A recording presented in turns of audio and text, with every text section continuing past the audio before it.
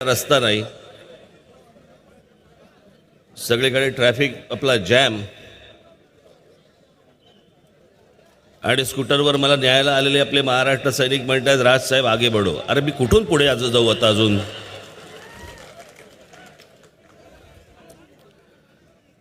काय झालं रे?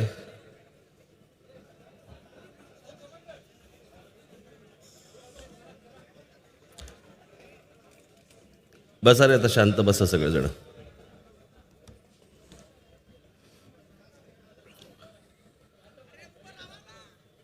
उद्या आता माझी पनवेलला सभा आणि परवा नाशिकला.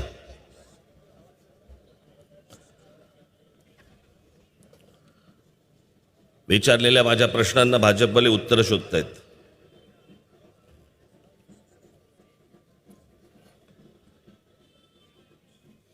मी आज माझ्या भाषणाला सुरुवात करण्या अगोदर जरा काल माझी शिवडीला माझी जाहीर सभा होती, त्या जाहीर सभेमध्ये मी एक विषय काढला होता. तो जरा थोडासा बोलता बोलता थोडासा अर्धवट राहिला.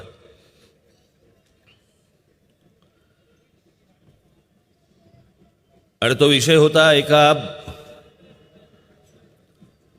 भाजपच्या एका लावारिस IT पेजवरचा. कदाचित कालचं माझं भाषण जर समजा तुम्ही बघितलं असेल तर त्याच्यामध्ये मी एक फोटो दाखवला होता. दाखव रे तो फोटो.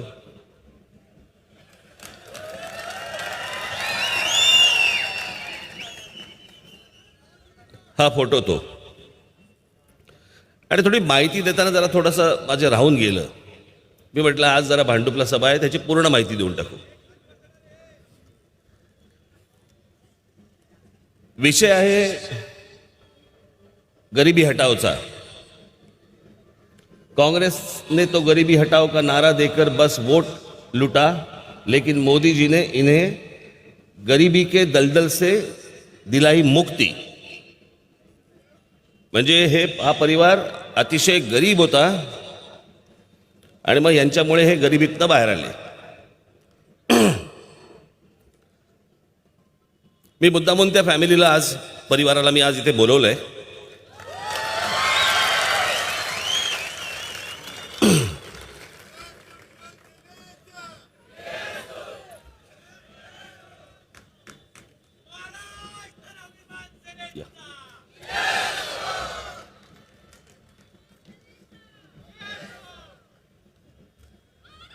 बर, त्याची ओळख करून देतो. अत्यंत अशा गरीब फॅमिलीची मी तुमची ओळख करून देतो. मी आता हा योगेश जनार्दन चिले, याचा व्यवसाय आहे अद्वैत आर्ट वर्क्स. हा मूर्त्या बनवतो, त्याच्यामुळे स्वतःचा व्यवसाय आहे. वडील जनार्दन धोंडू चिले हे निवृत्त बेस्ट कर्मचारी आहेत, BST मध्ये कामाला होते. आई प्रमिला जनार्दन चिले या निवृत्त महानगरपालिका कर्मचारी होत्या, म्हणजे महानगरपालिकेत कामाला होत्या. बाकी आता ह्या बहीण मनाली आणि भाची सिमरन शिंदे हे आता विद्यार्थी आहेत. योगेश हा आपल्या रस्ते आणि आस्थापना याचा सरचिटणीस आहे महाराष्ट्र नवनिर्माण सेनेचा, आणि महाराष्ट्र नवनिर्माण कामगार सेनेचा तो सहचिटणीस आहे. तर काय करायचं सांगा मला आता, भाजपवाल्यांचं काय करायचं?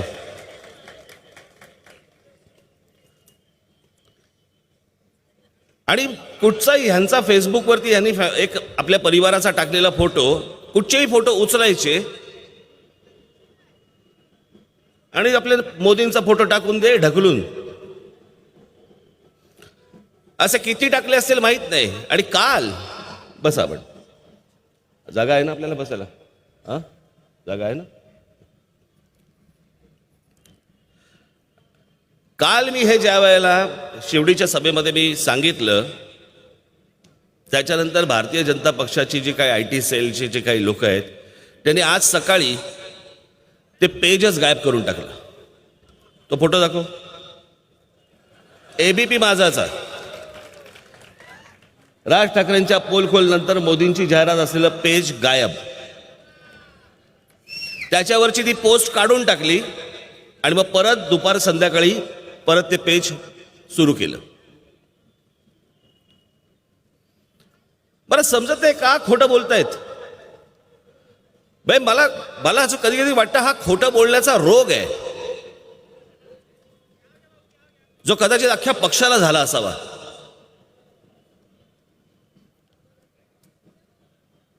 सगळे जण वरपासून खालपर्यंत सगळे जण खोटं बोलतायत.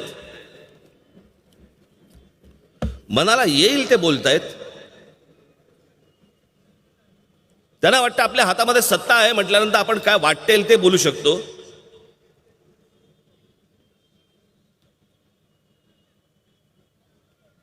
परवा दिवशी त्या प्रज्ञा सिंग ठाकूर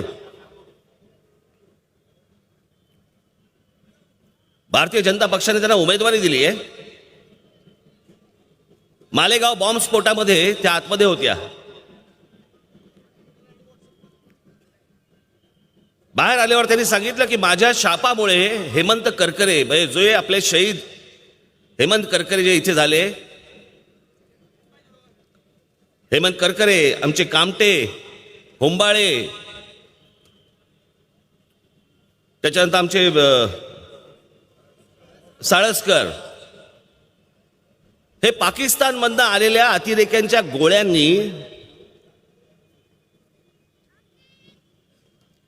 ते मारले गेले, ते शहीद झाले. त्याच्यावरती या प्रज्ञा सिंग ठाकूर सांगतायत माझ्या शापाने मेले म्हणे. बरं झालं मेले. एवढाही यांना काही वाटत नाही की बाबा एका अतिरेक्याने मारलं. आणि त्याच्यानंतर वाईट या गोष्टीचं, दुःख या गोष्टीचं की त्या बोलल्यानंतर त्यांना ती उमेदवारी तर दिलीच दिली, वर आमचे पंतप्रधान त्या ज्या काही बाई बोलल्या त्याचं समर्थन करतायत. भारतीय जनता पक्षाचे त्यांचे अध्यक्ष अमित शहा त्याचं समर्थन करतायत.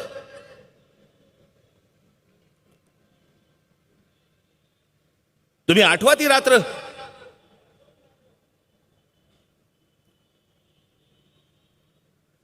त्या रात्री काय काय झालं? सन्नाटा होता सगळा अख्खा मुंबईमध्ये.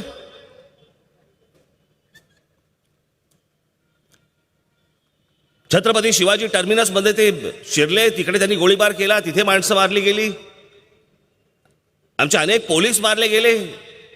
म्हणजे आमच्या देशाच्या पोलिसांबद्दल, आमच्या राज्याच्या पोलिसांबद्दल यांना काही वाटत नाही.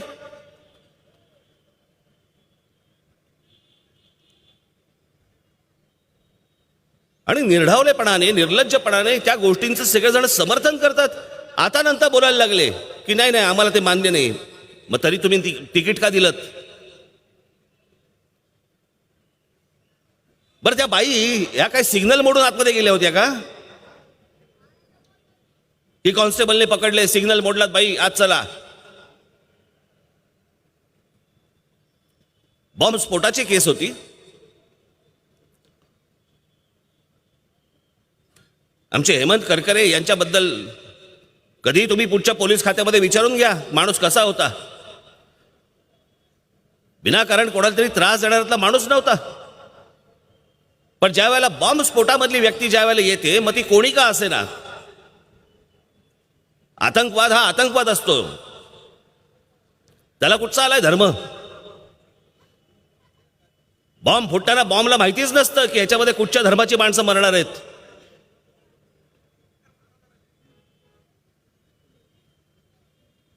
पण आमच्या पोलिसांचा अपमान केल्यानंतर त्यांना परत तिकीट दिलं जातं, त्याचं समर्थन केलं जातं.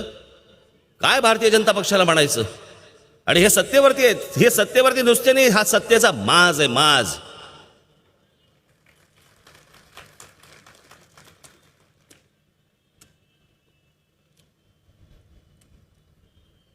गेल्या 5 वर्षामध्ये वाटेल त्या गोष्टी बोलून ठेवल्या या लोकांनी.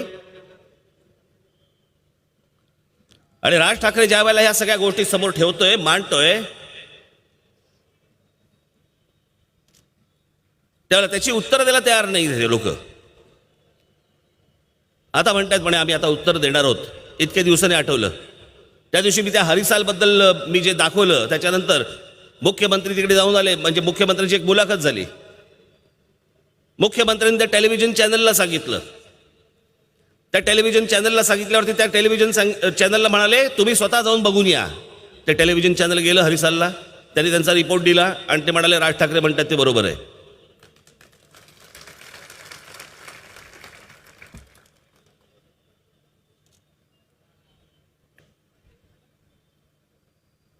तिथली स्थानिक लोक होती, ती स्थानिक लोक बोलतायत की तिकडे ती गोष्ट झालेली नाही म्हणून. तुमच्या पंतप्रधानांनी ज्या ज्या गोष्टी आतापर्यंत सांगितलेल्या आहेत त्या सगळ्या फेल ठरलेल्या आहेत. ज्या ज्या म्हणून योजना सांगितल्या गेल्या त्या सगळ्या कधीच पूर्ण झाल्या नाहीत. त्या नुसत्या वरवरच्या नुसत्या जाहिराती राहिल्या. बाबांनो, मी तुम्हाला सांगतो, जेवढ्या त्यांनी योजना सांगितल्यात ना, स्वच्छ भारत असेल, नमामि गंगे असेल, मेक इन इंडिया असेल, स्टार्टअप इंडिया असेल, अजून काही इंडिया असेल,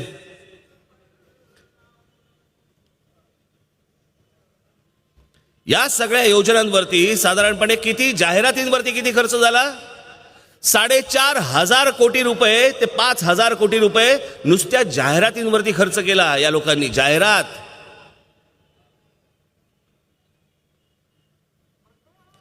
जाहिरातींवरती खर्च करतात ही लोक. योजना पूर्ण करत नाहीत, बेरोजगारांच्या हाताला रोजगार देत नाहीयेत, नोकऱ्या उपलब्ध करत नाहीयेत. मी तुम्हाला गोष्ट एक सांगतो. मी मध्यंतरी माझ्या एका भाषणामध्ये मी हा किस्सा सांगितला होता. हे नमामि गंगे, गंगा साफ करण्याचा प्रोजेक्ट, खरं तर ही नमामि गंगे म्हणजे गंगा साफ करण्याचा प्रोजेक्ट हे राजीव गांधी ज्या वेळेला पंतप्रधान झाले त्यावेळेला त्यांनी हे जाहीर केलं होतं. असो, तरी यांनी आल्यावरती जाहीर केलं की बाबा आम्ही गंगा साफ करणार. मग त्याच्यासाठी किती पैसे उभे केले? त्याच्यासाठी 20,000 कोटी रुपये त्यांनी आणले की 20,000 कोटी रुपये गंगा साफ करण्यासाठी लागतील म्हणून. आत्ता 1 वर्ष, 1.25 वर्षापूर्वीची गोष्ट आहे. सव्वा दीड वर्ष झालं असेल कदाचित. माझे एक मित्र, त्यांच्या पत्नी वाराणसीला, त्या बनारसी काय साड्या मिळतात, त्या साड्या म्हणून, त्या काय मुलाचं लग्न होतं म्हणून साड्या घेण्यासाठी म्हणून तिकडे गेल्या. आता साड्या घेण्यासाठी गेल्या तिकडे, तर काही दिवसभर कोण साड्या करत बसत नाही. आता वाराणसीला गेल्यात तर जरा म्हणे फिरू जरा आपण म्हणून गंगेमध्ये. म्हणून तिकडे एका होडीमध्ये बसल्या त्या होडीमध्ये फिरवतात तिकडे गंगेमध्ये. ज्या वेळेला तिथे त्या गंगेमध्ये होडीने फिरायला गेल्या, हे त्या मला त्या व्यक्तीने मला सांगितलं, त्या बाईंनी मला सांगितलं. त्या मला म्हणाल्या, म्हणे आम्ही जरा पुढे गेलो, बोटीमधनं पुढे गेलो आणि पुढे गेल्यानंतर माझ्या बाजूला 2 ते 3 प्रेतं वरती आली. प्रेत? मग गेल्या 5 वर्षामध्ये कोणती गंगा साफ केलीत तुम्ही? गंगेवरती घाट करायला नव्हते सांगितले, गंगा साफ करणार होता तुम्ही. काही नाही केलं. त्याची जी कमिटी आहे त्या कमिटीच्या बैठकीलाही आजपर्यंत कधी पंतप्रधान गेले नाहीत. जे सांगत आले ते सगळं झोट, सगळ्या गोष्टी खोट्या सांगत आल्या. सत्यवरती आल्यावरती याच लोकांनी सांगितलं होतं की प्रत्येक खासदारांनी म्हणे गाव दत्तक घ्यायचं. नरेंद्र मोदींनी सांगितलं होतं की प्रत्येकाने आपलं गाव दत्तक घ्यायचं आणि तुम्हाला जो खासदारकीचा फंड मिळतो त्या खासदारकीच्या फंडामधनं ते गाव सुधारवायचं. मला आठवत नाही तुम्हाला, मला माहित नाही तुमच्यापैकी किती जणांना ते आठवत असेल. अगदी सुरुवातीला तरी सांगितलं की आल्यावरती पहिल्यांदा सर्व खासदारांनी आपापलं गाव पहिलं सुधारवायचं. मी आता तुम्हाला नरेंद्र मोदी यांनी जे गाव घेतलंय ते गाव दाखवणार आहे. स्वतः पंतप्रधानांचे त्यांनी दत्तक घेतलेलं गाव काय परिस्थिती ती बघा. हमारे गांव के प्रधानमंत्री नरेंद्र मोदी 5 मार्च को गोद लिए थे. मैंने सोचा कि अब यहाँ पर सारा काम हो जाएगा, मगर यहाँ पर कुछ कार्य नहीं हुआ. और वो बोले थे कि 21 बिंदुओं पर काम होगा, मगर एक बिंदु पर काम नहीं हुआ. हमारे गांव में समस्या सारे हैं, जैसे कि नाले की आवश्यकता है और कुएं के पानी प्रदूषित है, और यहाँ पर पंचायत भवन नहीं है, इंटरमीडिएट कॉलेज नहीं है, और फील्ड का सुंदरीकरण के लिए बोले थे, एटीएम के लिए बोले थे, और पंचायत घर के लिए बोले थे, मगर किसी बिंदुओं पर काम नहीं हुआ. इसलिए हमारे गांव के सारे लोग नाराज हैं. एक बार गांव में जो गोद नामक नाम पर जाने जाते थे, तो खुशहाली गांव में उठी कि हमारे गांव में विकास हो, लेकिन विकास में बहुत से अड़चने हैं, नहीं हो पाई है. इसमें नाला की व्यवस्था नहीं हो पाई है. लोग ठेगुनी भर पानी में लोग आते जाते हैं, कीचड़ में आते जाते हैं. अभी तक नाला उसे ही पड़ा हुआ है, नहीं बना. नाला नहीं लगल बाटला, मोदी गोद ले ले बाहन, कोनो चीज का सिस्टम नहीं बाटला. गांव भरे के तो नागेपुर में कहीं नाला भी नहीं लगल बा. नाला में इतना कचरा बा, इतना कुआ बा कि जनता आवता है, मच्छर काटता, हिल्ला में कचरा में सब आवता जाता. सड़क का पानी कुआं में चल जाता है, वो कुआं का पानी जनता उठा के पियता, तो बीमारी का घर बा. मी 3-4 वेळा ऐकलंय म्हणून मला माहिती आहे ते काय म्हणतायत त्या. त्यांनी असं सांगितलं, रस्त्यावरचं नाल्याचं पाणी विहिरीमध्ये जातं आणि ते विहिरीतलं पाणी आम्ही पितो, त्याच्यामुळे इथे रोगराई पसरते. हे पंतप्रधान नरेंद्र मोदींनी दत्तक घेतलेलं गाव. आता मी तुम्हाला पुढचं गाव जे दाखवणार आहे ते नरेंद्र मोदींचं स्वतःचं गाव दाखवणार आहे.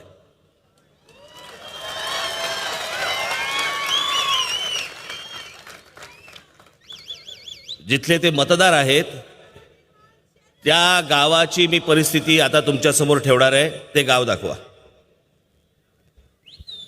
जब चुनाव आता है तब सबको याद आए. रखवाला है ने मरी गया.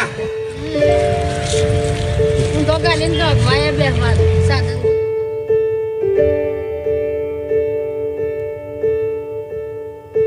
समस्या ये है कि रहने के लिए मकान नहीं, तो सोच रही थी समस्या कहाँ से होगा. ये लड़कियां हमें ले जाएंगी कि ये कहाँ रोज जाती हैं सुबह सुबह शौच करने. चले आओ बच्चों, ले चले जरा दिखाएं. यहाँ पे जाते हैं. ये आप लोगों का टॉयलेट ओपन संडास ग्राउंड है. हाँ. अच्छा,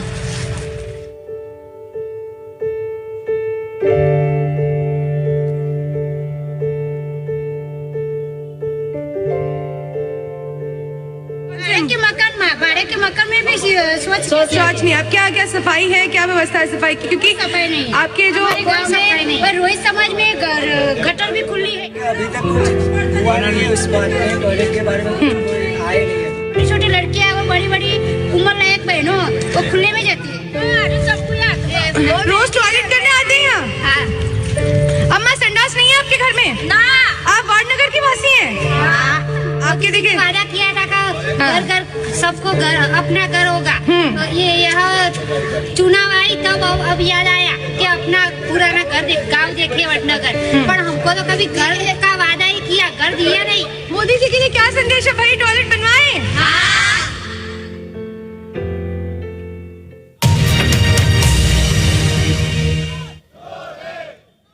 त्याचं शेवटचं वाक्य होतं, मोदीजी के लिए क्या संदेश है, टॉयलेट बनाए. त्या मुली म्हणतात हां.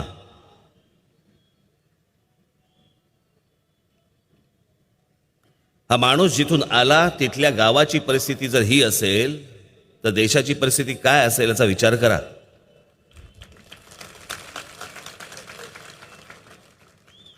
त्या दिवशी मला मी जे गोष्ट दाखवली, बिहारमध्ये जाऊन यांनी सांगितलं की आम्ही एका आठवड्यामध्ये 8.5 लाख संडास बांधले. 8.5 लाख संडास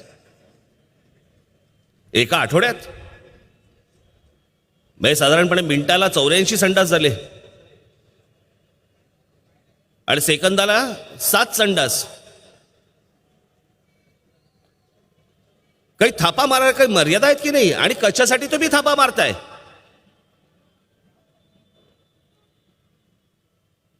या देशाने तुमच्या हातामध्ये बहुमत दिल्यानंतर तुम्हाला थापा मारायची वेळ येते या देशात. 5 वर्ष कशावरती काढलीत तुम्ही?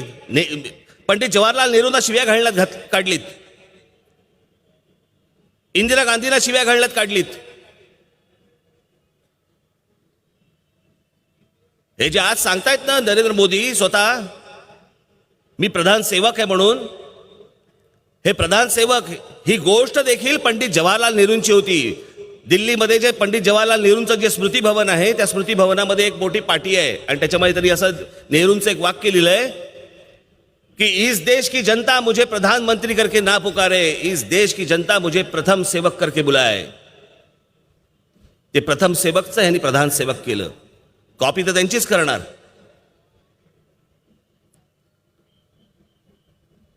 डोळ्यासमोर काय नेहरूच होते, डोळ्यासमोर काय इंदिरा गांधीच आहेत अजूनही.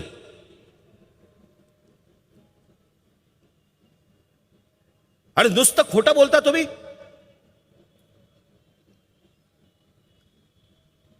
आणि खोटं ते खोटं वर म्हणजे तुमच्या जे काही तुमचे मित्र परिवार आहेत यांच्यामध्ये सगळा अख्खा धंदा वाटायचा आहे का तुम्हाला या देशाचा?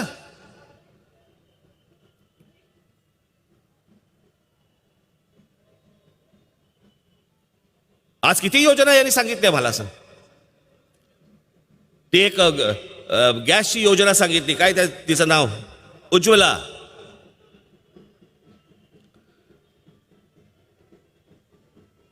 ज्या वेळेला काँग्रेसच्या काळामध्ये ज्या वेळेला गॅसच्या किमती वाढल्या त्यावेळेला या लोकांनी रस्त्यावरती आंदोलनं केली होती. दिल्लीमध्ये सिलेंडर फेकले होते. पोलिसांनी जिकडे अडवलं तिकडे सगळे सिलेंडर फेकले.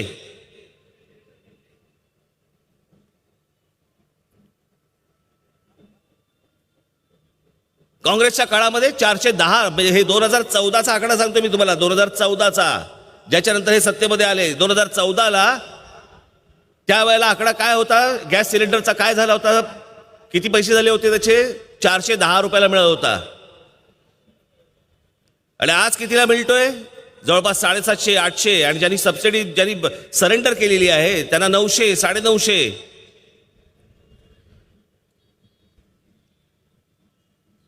प्रत्येक पेट्रोल पंपावरतीच्या जाहिराती लावल्या की इतक्या कोटी लोकांना आम्ही सिलेंडर वाटले. त्यातल्या फक्त एका गावाची तुम्हाला झलक दाखवतो काय परिस्थिती आहे ती.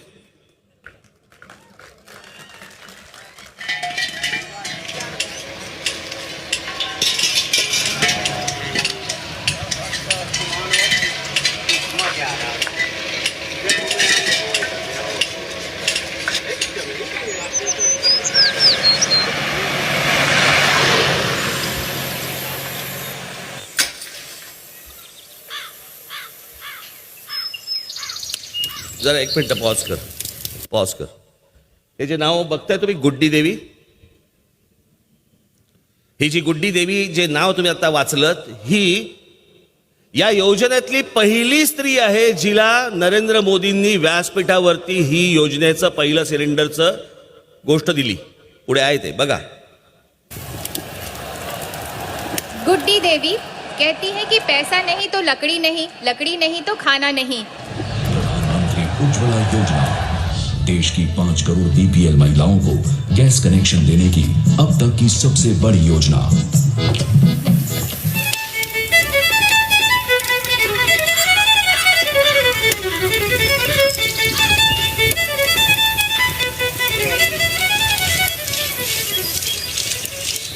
हमको बहुत तकलीफ होता है जी. लकड़ी ले आना पड़ता है, गोईठा पाथ कर उसको सुखाकर उसको चूल्हे में जलाकर धुआं धक्कड़ लगता है.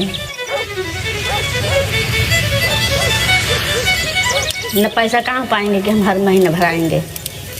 520 रुपये उस समय हम लोग को दिए हैं तो 500 से 800 रुपये, 800 रुपये, 1000 रुपये, 1000 रुपये से 770 रुपये लग रहे हैं.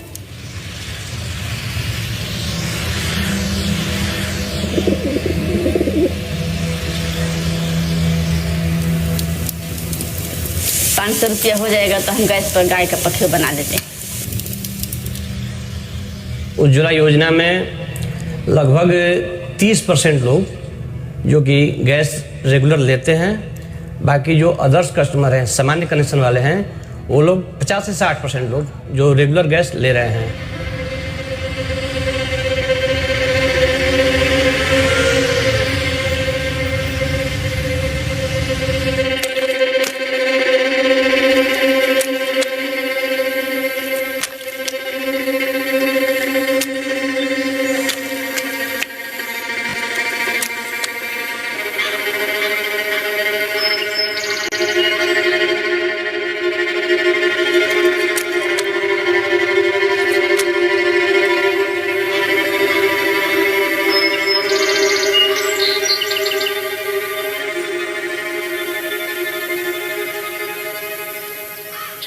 पैसा रहेगा तभी तो भरवाएंगे। गैस खत्म हो जाता है, पैसा नहीं पास में होता है तो लकड़ी बनाते हैं, और जब पैसा आता है तो भरवाते हैं।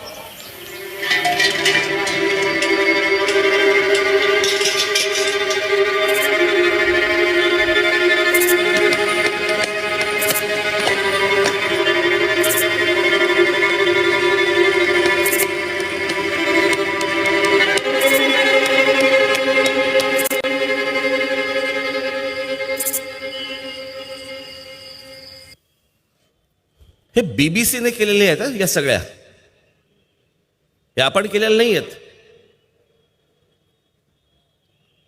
आज ही परिस्थिती गावागावांमध्ये आहे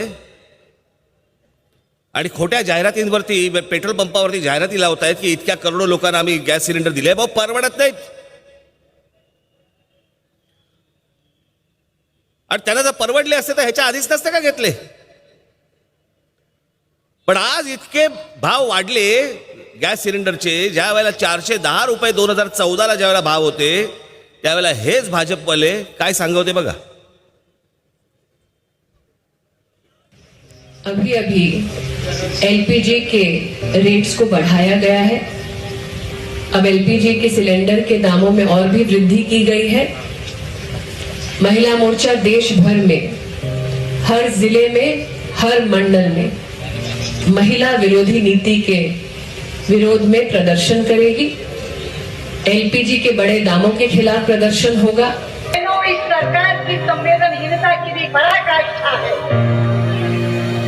कि गूंगी बहरी सरकार को कुछ सुनाई नहीं देता. जून 2004 में एलपीजी का सिलेंडर था 261 रुपए 60 पैसे का, और आज दाम हुआ 399 रुपए, और उस पर भी 11 रुपए 42 पैसे का कमीशन बढ़ा दिया, तो दाम हो गया 410 रुपए 42 पैसे. ये सरकार कब तक चलेगी ये अब कोई नहीं जानता. इस सरकार की जीवन सीमा अब समाप्ति पे आने.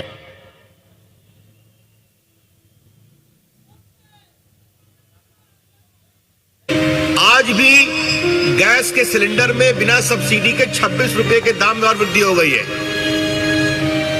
पहाड़ों की जनता, हिमाचल की जनता महंगाई से परेशान है. देश भी परेशान है.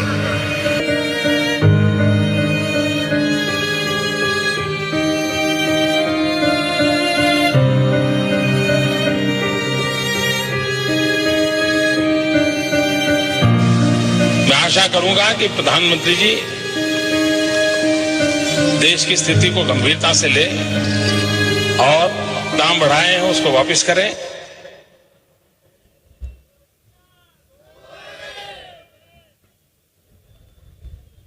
विरोधी पक्षामध्ये असताना काय काय गोष्टी बोलून ठेवल्या या लोकांनी.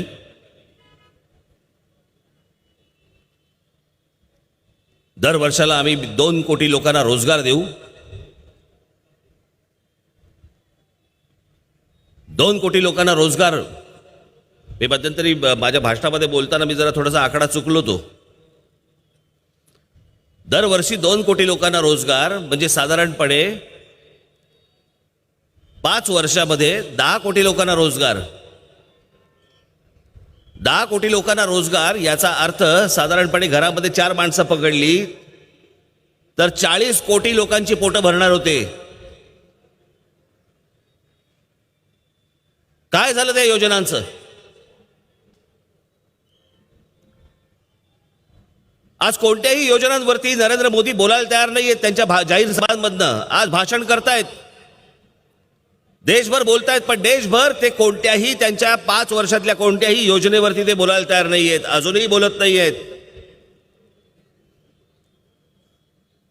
जेवढ्या काही योजना त्यांनी सांगितल्या होत्या काही नाही झालं. त्या मेक इन इंडिया काय ते काय कुठचं मेक इन हेच ना, make in India, startup India, अनेक मुलांनी तिकडे भरले, फॉर्म भरले, सगळ्या एका अपेक्षेने गेली सगळी मुलं. काय झालं असेल मला जरा सांगावं. एक माणूस येतो, पंतप्रधान येतो, एक या देशाला स्वप्न दाखवतो. त्या मुलांना किंवा त्या मुलींना त्याला काय बरं वाटलं असेल की नाही नाही नाही माझ्या हातात नवीन योजना येणार, मी कामाला लागणार किंवा मी व्यवसाय करणार. आजपर्यंत माझ्या आई वडिलांनी मला उभं केलं, मी आता पैसे कमवणार, मी माझ्या आई वडिलांना सांभाळणार. त्या तरुणांनी आणि त्या तरुणींनी काय स्वप्न पाहिली असतील, आणि या माणसाने इतकं बहुमत दिल्यानंतर देखील त्या सगळ्या स्वप्नांचा चक्काचूर करून टाकला. काही हाताला पडलं नाही आमच्या. मिळालं काय? या माणसाने एके दिवशी या माणसाला झटका आला आणि या देशातल्या नोटा बंद करून टाकल्या. नोटा बंद करून टाकल्यानंतर त्याच्यानंतर तो जीएसटी आणल्यानंतर या देशातले सगळे उद्योगधंदे डबघाईला आले. गेल्या 3-4 वर्षामध्ये 3-1 वर्षामध्ये जेव्हापासून या नोटबंदी आणि जीएसटी लागू केल्यानंतर जवळपास 3-1 वर्षात या देशातल्या 4.5 ते 5 कोटी लोकांचे रोजगार गेले. 4.5 ते 5 कोटी लोकांचे रोजगार जाणं याचा अर्थ घरातली माणसं मोजा, इतक्या लोकांनी करायचं काय? मला 50 दिवस द्या, मी 50 दिवस मला दिल्यानंतर जर समजा मी अपयशी ठरलो तर हा देश सांगेल त्या चौकामध्ये मी शिक्षा भोगायला तयार आहे. हे बोलणारे पंतप्रधान आज नोटबंदीवरती एक वाक्य बोलायला तयार नाहीयेत. देशातल्या विदेशातल्या सगळ्या लोकांनी सांगितलं नोटबंदी फसली.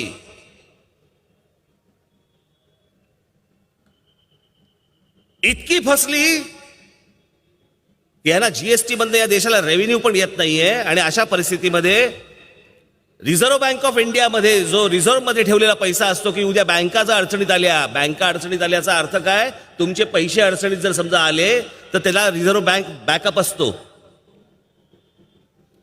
त्याचे पैसे असतात. त्या रिझर्व्ह बँकेकडे नरेंद्र मोदींनी त्यांच्या सरकारने 3 लाख कोटी रुपये मागितले. आम्हाला 3 लाख कोटी रुपये पाहिजेत. कशासाठी 3 लाख कोटी रुपये पाहिजेत तुम्हाला? का देश खड्ड्यामध्ये घातलात? आणि मग मला एक गोष्ट सांगा, जे मध्यंतरी पुलवामा आणि या सगळ्या गोष्टीवरनं जे एक वातावरण उभं केलं गेलं की आता भारत पाकिस्तान युद्ध होणार, सरकारकडे पैसेच नव्हते. नरेंद्र मोदी युद्ध कोणाच्या जीवावरती करणार होते? कुठच्या पैशाच्या जीवावरती युद्ध करणार होते? युद्धाला पैसे लागतात. जर देश इतका डबघाईला गेलेला असेल, तुम्हाला रिझर्व्ह बँकेकडनं पैसे काढून घ्यावे लागत असतील, तर युद्ध कोणाच्या जीवावरती करणार होतात तुम्ही? कसलं चित्र उभं केलं तुम्ही? काय निष्पन्न झालं त्याचं?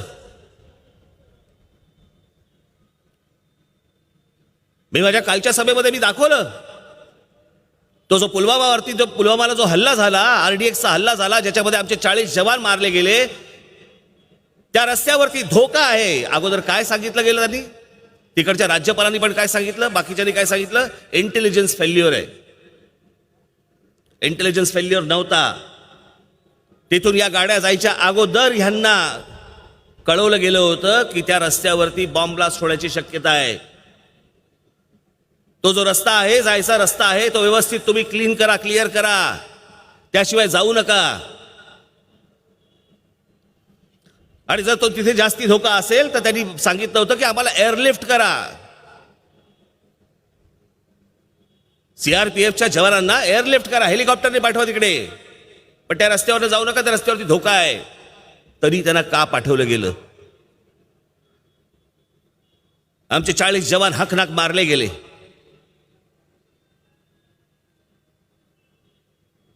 त्या जवानांचा परिवार उद्ध्वस्त झालं. घरामधला एक तरुण एक जवान तो गेला. त्याच्या बहिणीचं लग्न बाकी असेल, त्याची पत्नी असेल, त्याला मुलं असतील. काय पुढे काय करायचे?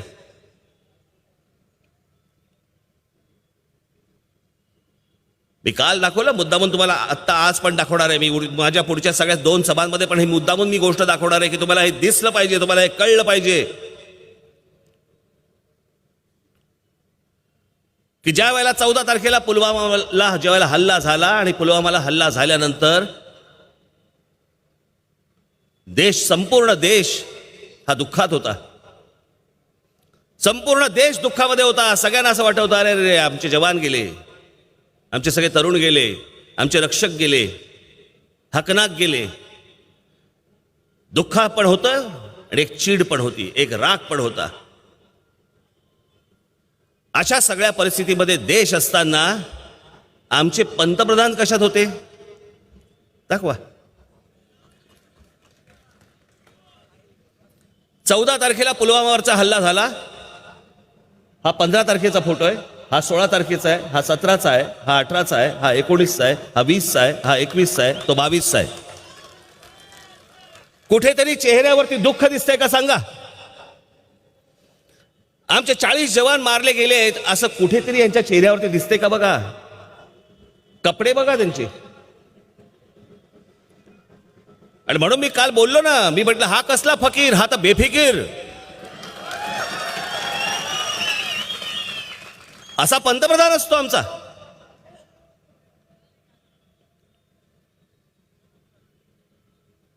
आणि ह्याच्यावरती सगळे आमचे टेलिव्हिजन चॅनलवरती काही चर्चा होत नाहीत, वर्तमानपत्रांमध्ये काही गोष्टी येत नाहीत. हे टेलिग्राफमध्ये आलेली गोष्ट आहे, पण पुढे कोण नाही चालवत, पुढे कोण नाही बोलत.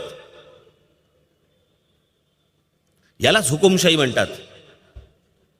एका वेगळ्या प्रकारची आणीबाणीच्या पुढची पद्धत स्टेप ही की सगळ्या गोष्टी बंद करून टाकायच्या, तुमच्यापर्यंत येऊच द्यायच्या नाहीत, बातम्याच येऊ द्यायच्या नाहीत, तुमच्यापर्यंत आकडेच येऊ द्यायचे नाहीत.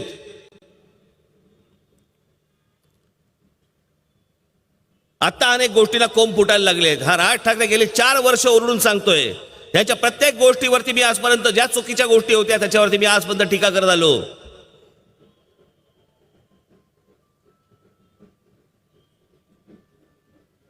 चांगलं केलं असतं, स्तुती केली असती. मी इतक्या कोत्या मनाचा नाहीये.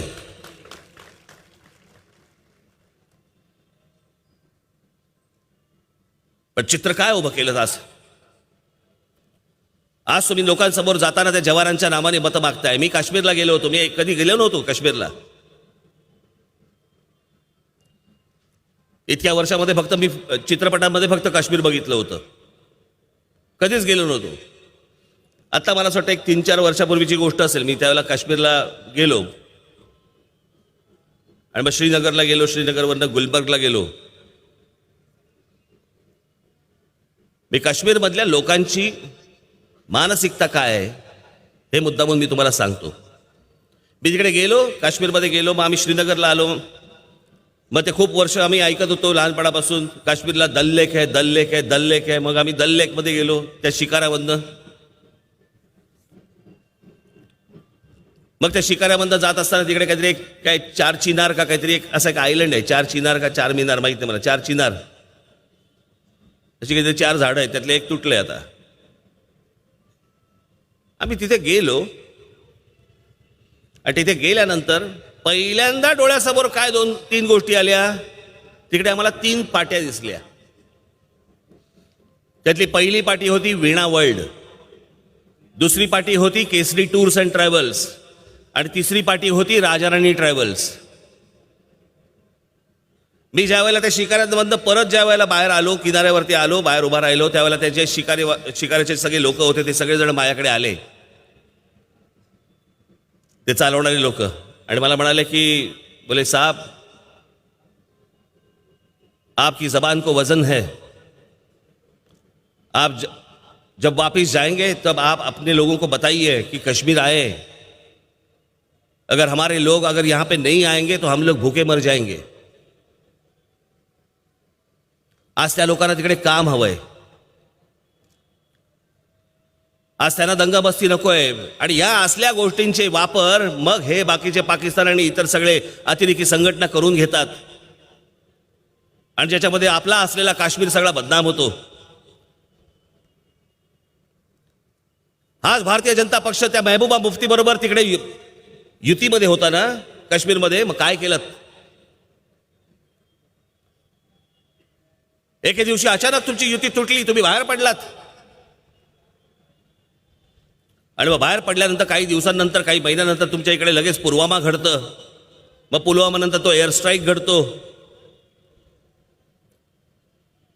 एअर स्ट्राईक झाल्यानंतर मग लगेच 3-3:30च्या सुमारास, पहाटे 3-3:30च्या सुमारास तो एअर स्ट्राईक झाला म्हणे.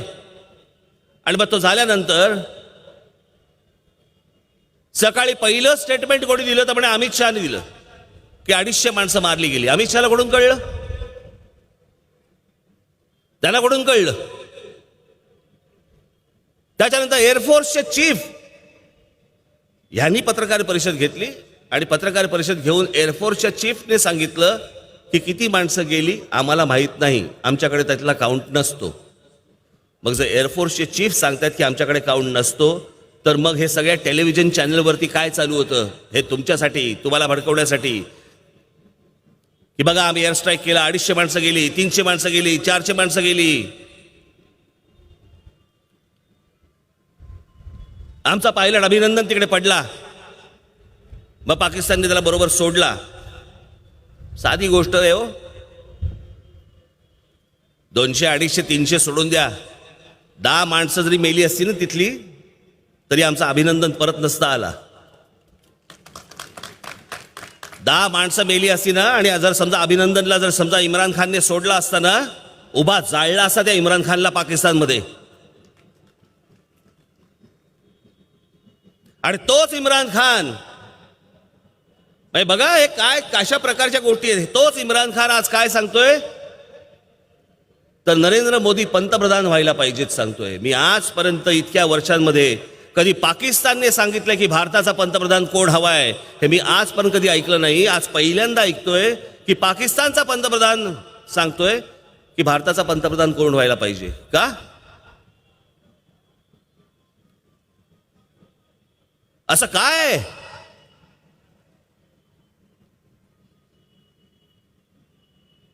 जे नरेंद्र मोदी एरवी सांगत होते, विरोधी पक्षामध्ये असताना सांगत होते की त्यांनी 1 माणूस मारला तर आम्ही 4 माणसं मारू. मनमोहन सिंगांना सांगत होते लव्ह लेटर पाठवायचं बंद करा पाकिस्तानला. अगोदरच्या सरकारला विचारत होते की सगळ्या सीमा जर समजा आपल्या हातामध्ये आहे तर मग RDX येतं कुठून, शस्त्र येतात कुठून, या अतिरेक्यांना पैसा जातो कुठून, हेच प्रश्न तुम्ही विरोधी पक्षामध्ये असताना विचारत होतात. आज पुलवामामध्ये ज्या वेळेला तिकडे RDXचा बॉम्ब ब्लास्ट ज्यावेळेला झाला, आमचे 40 जवान मारले गेले, नरेंद्र मोदी हे RDX आलं कुठून? आता तुम्ही सांगा.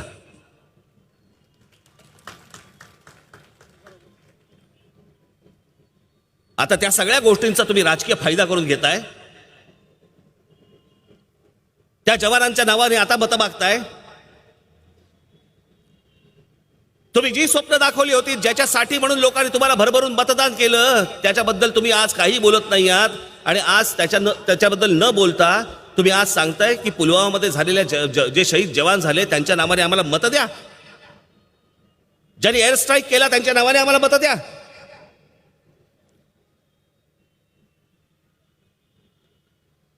मी हे सगळीकडे ऐकवतोय, मुद्दा म्हणून तुम्हीही ऐका.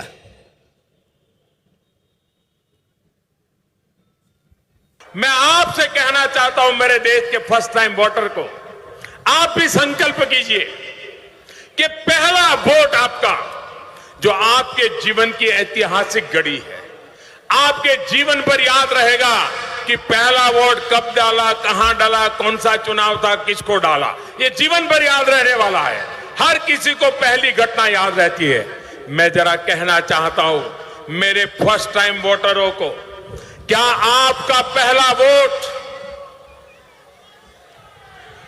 पाकिस्तान के बालाकोट में एयर स्ट्राइक करने वाले वीर जवानों के नाम समर्पित हो सकता है क्या?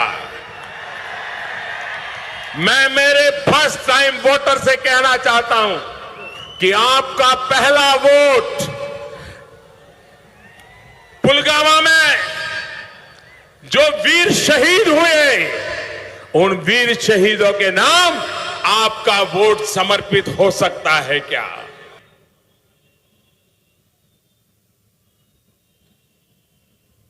जवानांच्या नावाने मतं मागतायत, वर परत सांगतायत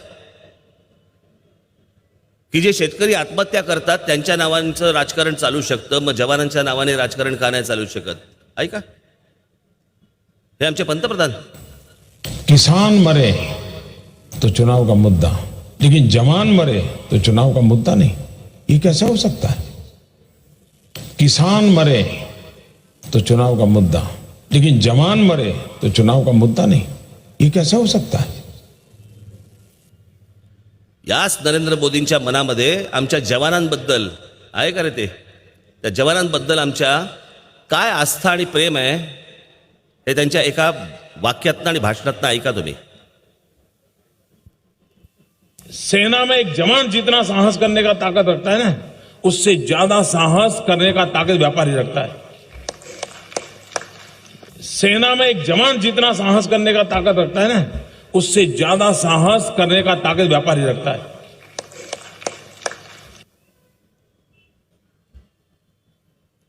ही यांची जवानांबद्दलची आस्था. यांच्या मनात काय बघा की आमच्या जवानापेक्षा जास्ती साहस करायचं ताकद हा व्यापारी ठेवतो. व्यापारी नाही कुठचं बोलत, हे बोलतायत. यांच्या मनात काय हे लक्षात येतं. या सगळ्या गोष्टी मी लोकांसमोर मांडतोय. भारतीय जनता पक्ष याचं उत्तर का देत नाहीये. हे काय बोलले आहेत.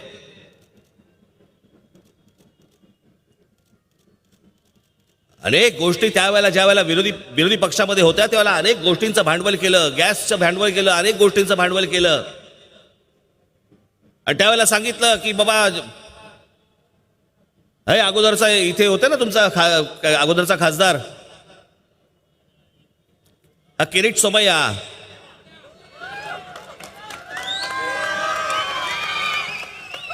नाही मी माझ्याकडे त्याचा व्हिडिओ नाहीये कारण कळणार नाही तुम्हाला काय बोलतोय ते. परंतु याच किरीट सोमय्याने त्यावेळेला केवढा मोठं केलं होतं, केवढ्या प्रेस कॉन्फरन्स घेतल्या होत्या की वोटिंग मशीन मध्ये घोळ आहे, वोटिंग मशीन ह्या चुकीच्या आहेत. 2014ची निवडणूक झाली आणि 2014च्या निवडणुकीनंतर या माणसाने वोटिंग मशीनवरती आजपर्यंत एकही प्रतिक्रिया दिलेली नाही. आज किरीट सोमय्या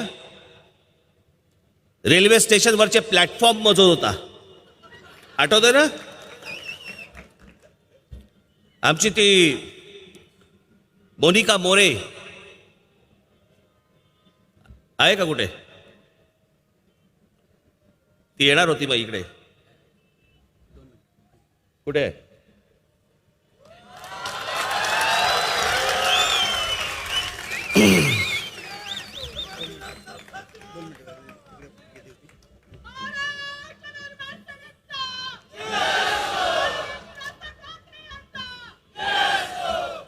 येईल, ती येते.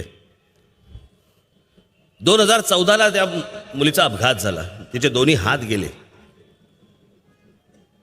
त्यावेळेला काँग्रेसचं सरकार होतं. काँग्रेसच्या सरकारने सांगितलं की आम्ही तिला त्या सगळ्या गोष्टी आम्ही सगळ्या देऊ. नाही झालं. त्याच वेळेला ह्या भाजपवाल्यांनी त्याचं भांडवल केलं, ह्याच किरीट सोमय्यांनी त्याचं भांडवल केलं.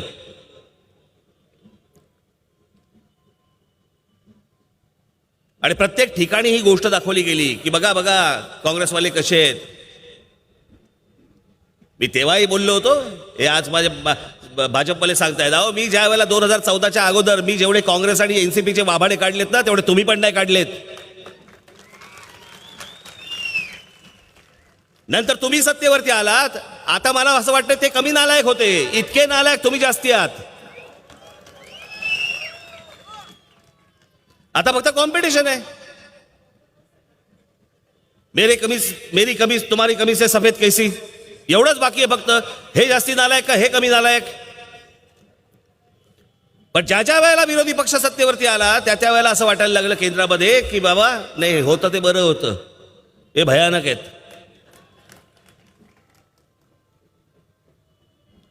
आज तो अपघात झाल्यानंतर मी मुद्दामून तुम्हाला सांगतोय की 2014ला तो अपघात झालाय. 2014 ते 2017 बघा बाबांनो, 2014 ते 2017 इतक्या वर्षांमध्ये म्हणजे यांच्या भारतीय जनता पक्षाच्या सत्तेच्या काळामध्ये जवळपास 18,423 जण हे मृत्युमुखी पडलेत मुंबईत रेल्वे अपघातात. 18,423 म्हणजे साधारणपणे दिवसाला 9 जण 18 यांची मृत्यू आणि दिवसाला 9 जण मृत्युमुखी दिवसाला. कुठे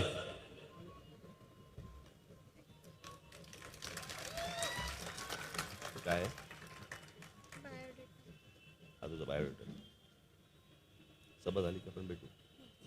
सभा झाली. ठेव. तुला उद्या घरी येतील का? असं करू नका. तुला उद्या घरी येतील का? घरी.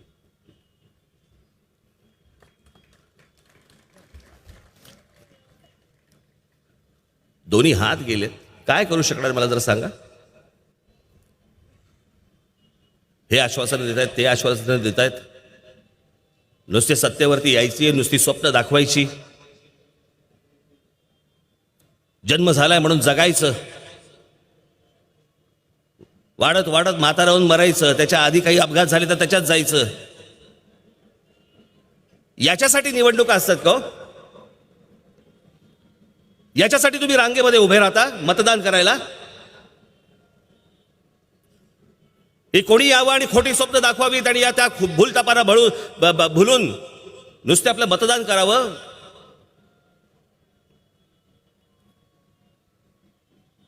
याच मोदी सरकारवरती, याच नरेंद्र मोदींवरती या देशाने केवढी आशा ठेवली, केवढ्या अपेक्षा ठेवल्या, काय काय स्वप्न दाखवली, आणि आज तो माणूस त्या गोष्टींवरती काही बोलायला पण तयार होत नाही. काय दुर्दैव म्हणायचं मला जरा सांगा. मी काल म्हटलं ना, राजीव गांधींना जे बहुमत मिळालं त्याच्यानंतर 30 वर्षानंतर या देशाने कोणाच्या तरी हातामध्ये बहुमत दिलं आणि देश खड्ड्यात घातलात. म्हणून मी तुम्हाला इथे आज सांगायला आलोय की नरेंद्र मोदी आणि अमित शहा हे या देशावरचं संकट आहे, ही हुकुमशाह आहेत. या देशाच्या सुप्रीम कोर्टाला बंधनं आणली, या देशातल्या सीबीआयला बंधनं आणली, या देशातल्या आरबीआयला बंधनं आणली. या देशाच्या आरबीआयचे 2 गव्हर्नर राजीनामा देऊन निघून गेले. या देशाच्या सुप्रीम कोर्टचे जज रस्त्यावरती येऊन त्यांनी पत्रकार परिषद घेऊन सांगितलं की या देशाची लोकशाही धोक्यात आहे. या देशाच्या सीबीआय मधल्या वरिष्ठ अधिकाऱ्यांमध्ये भांडणं लावली आणि नोटबंदीचा मुळे काळा पैसा आणणार होते, ते 15-15 लाख रुपये तुमच्या खात्यामध्ये टाकणार होते. तो पैसा तर आला नाहीच. पण ही नोट बंद केली, नोटा बंद केल्यानंतर सगळा भ्रष्टाचार नष्ट होईल म्हणून सांगितलं आणि 99.3% पैसे पुन्हा परत आले. मग हा सगळा प्रकार केला कशासाठी नरेंद्र मोदींनी? याचं उत्तर तर द्या. ज्याचा फटका सगळ्या उद्योगधंद्याला बसला आणि इथल्या या देशातले अनेक जण बेरोजगार झाले, त्याची उत्तर द्या. नाही देत. सैनिकांवरती मतं मागतायत. आणि म्हणून या ढोंगी भंपक अशा या सगळ्या सरकारला तुम्हाला आता येणाऱ्या निवडणुकीमध्ये गाडावंच लागेल. हे सांगण्यासाठी म्हणून मी तुमच्याकडे इथे आलेलो आहे. ही जी निवडणूक आहे बाबांनो, ही जी निवडणूक आहे ही या देशामध्ये लोकशाही राहणार का हुकुमशाही येणार याच्यावरची निवडणूक आहे. योग्य निर्णय तुम्ही घ्याल अशी एक आशा अपेक्षा बाळगतो आणि आपणा सर्वांची मी रजा घेतो. धन्यवाद. जय हिंद, जय महाराष्ट्र. ताज्या घडामोडी व बातम्या यासाठी चावडीन्यूज.com या चॅनलला जरूर सबस्क्राईब करा. सबस्क्राईब करण्यासाठी व्हिडिओ खालील सबस्क्राईब बटनवरती क्लिक करा व बेल आयकॉनला क्लिक करण्यास विसरू नका.